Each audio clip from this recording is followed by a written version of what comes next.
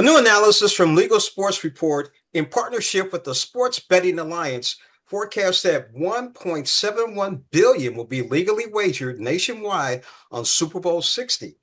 This projection demonstrates the continued growth of regulated sports betting markets across the United States and the popularity of one of the globe's most watched television events. To break down what this means for our state, Missouri, and the border impact, we are joined by Joe Maloney, president of the Sports Betting Alliance. Welcome, Joe. How are you? Good morning. Thank you. What does this new forecast tell us about how Americans are betting on the Super Bowl this year? Sure. So two factors I would point out. One, growth in consumer trust in legal wagering. And that's really important because this activity is now out of the shadows and it's in the light of day. Now folks see this as a fun way to increase, their level of engagement with a sport they love or a particular athlete they might love. And the Super Bowl is this one big day where people really tend to come together. Over 100 million Americans will probably watch the game. And so it is a way to increase your level of enjoyment. And that is happening because it's been increasingly legalized. The second factor is we're adding additional jurisdictions, and that's especially relevant for the state of Missouri.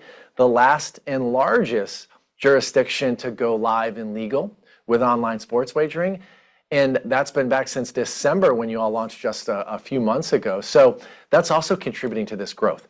We forecast $1.7 billion will be legally wagered on the game on Sunday, and that's a 10% increase from last year. So we want to welcome Missourians to this opportunity. You no longer have to cross the border into Kansas or Iowa or Illinois to place a bet. You now can do so in the comfort of your own home state. Now, beyond the game itself, what impact does legal sports betting have on states and communities?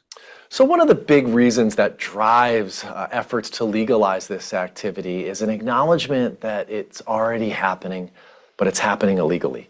So when elected lawmakers and regulators come together to build regulatory frameworks, they do so for one big reason, and that's to protect the citizens of their state from illegal market operators. Illegal market operators are nefarious, they're shady, they advertise aggressively on digital platforms and social media platforms. They don't pay any taxes at all. They don't verify age and identity, so there's a lot of underage users on those websites.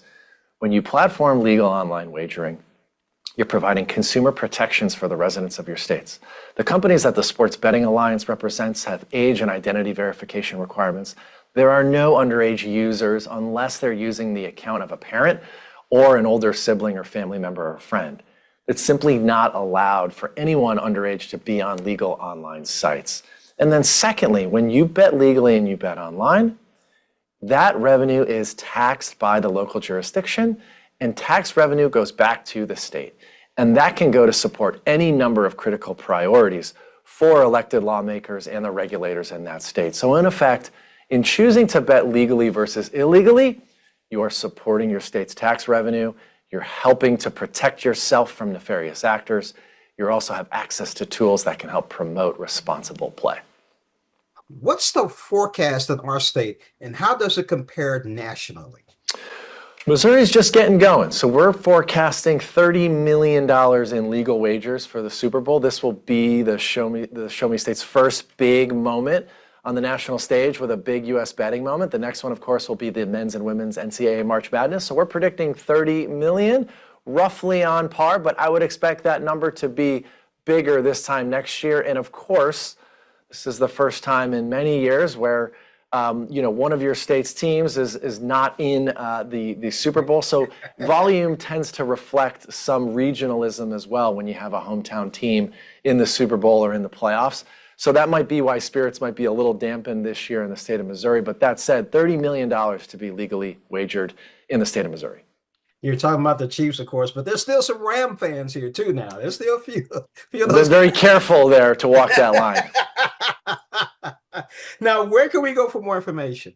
Sure. For the legal wager forecast, you can go to legalsportsreport.com to get tips and tools on betting responsibly and how to find the responsible gaming centers at our member companies. You can go to sportsbettingalliance.org. Speaking of the Sports Betting Alliance, I've been speaking with the president, Joe Maloney. Thank you so much for joining us on Morning Blend. Thank you.